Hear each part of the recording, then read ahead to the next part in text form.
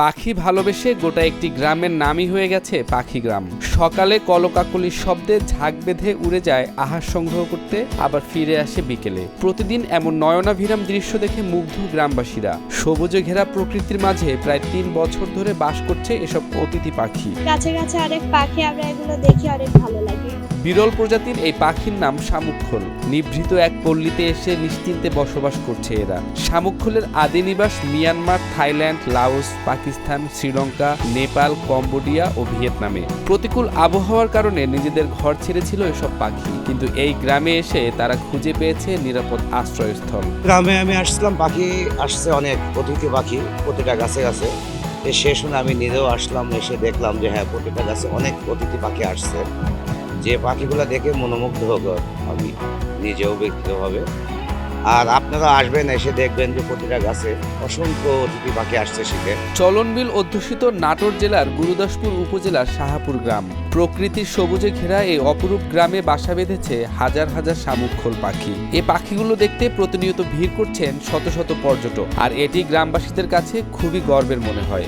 আমরা সবাই এই পাখিগুলো সংরক্ষণ করার জন্য চেষ্টা করি। কোনো লোকজন আসলে কোনো অত্যাচার করতে দিই না। এখানে উপজেলার পর্যায়ে বেশ কিছু লোকজন এই পাখিগুলো দেখতেও আসে। আমরা ব্যক্তিগতভাবে আনন্দিত বোধ করি বা গর্ববোধ করি।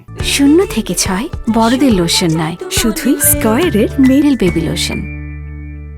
গ্রামবাসীরা পরম মমতা ও ভালোবাসায় আগলে রেখেছে পাখিগুলোকে। তাদের এ ভালোবাসায় মুগ্ধ হয়ে পাখিগুলোও ছেড়ে যায়নি এই গ্রাম। গ্রাম জুড়ে বড় বড় গাছের ডালে বাসা বেঁধে বাস করছে এসব অতিথি পাখি। গ্রামের আশেপাশের খালবিল আর ফসলের মাঠে শামুক, ঝিনুক আর পোকামাকড় খেয়ে জীবন বাঁচছে তাদের। বহুদিন হলে পাখিটা আসা যাওয়া করতেছে এবং থাকে, এবং বাইরের লোকেরা মারতে আসলে আমরা তাদের নিষেধ করি। পাখিগুলো আশায় বেড়েছে গ্রামের সৌন্দর্য।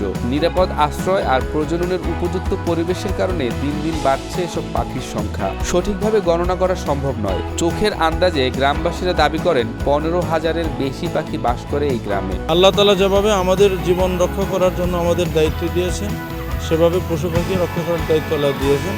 পাখি আমাদের সৌন্দর্যের জন্য আল্লাহ সৃষ্টি করেছেন। এজন্য পশু পাখি হত্যা করা মহাপাপ, এবং এটা সরকারিভাবে পশু পাখি হত্যা করা নিষিদ্ধ। এটা রক্ষণাবেক্ষণের দায়িত্ব আমাদের। পাখিগুলো দেখতে দূর দূরান্ত থেকে ছুটে আসেন অনেক পর্যটক। আকারে বেশ বড় এমন বিরল প্রজাতির পাখিগুলো দেখে মুগ্ধ হচ্ছেন তারাও। আমরা শাহাপুর গ্রামে আসলাম, এখানে অনেক সুন্দর সুন্দর পাখি আছে গাছে গাছে। এগুলো আমাদের প্রকৃতির সৌন্দর্য আরো বৃদ্ধি করে দিচ্ছে।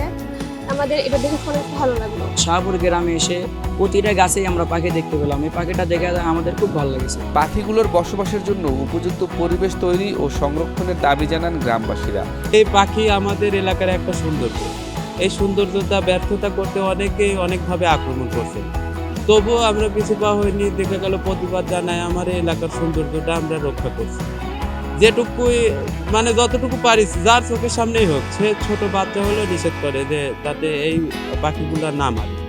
আমাদের দাবি যে পাখিগুলা যাতে যেন সংরক্ষণ করি, সবাই নিষেধাজ্ঞা দেয় যাতে যেন আমার এই এলাকার আমরা যেভাবে সুন্দরভাবে এই পাখিগুলো রাখি, এই পাখিগুলা যেন আমার এলাকার থাকে। কেউ যেন কোনো রকম মারা কিংবা কোনো রকম হত্যা করা কিংবা খাওয়া দাওয়া এরকম মনোভাব যেন না নিয়ে আসে। অতিথি পাখি সংরক্ষণ জীববৈচিত্র্য রক্ষায় কাজ করে বলে জানান চলনবিল জীববৈচিত্র্য রক্ষা কমিটির সাধারণ সম্পাদক সাইফুল ইসলাম। এছাড়াও পাখি শিকার বন্ধে শিকারীদের সব রকমের দিক নির্দেশনা দেয়া হয়েছে বলে জানায় এই পাখি প্রেমী। আমরা প্রতিনিয়ত চরের দুর্গম এলাকায় ছুটে যাচ্ছি, মানুষকে সচেতন করছি যাতে পাখি শিকার যেন না করে।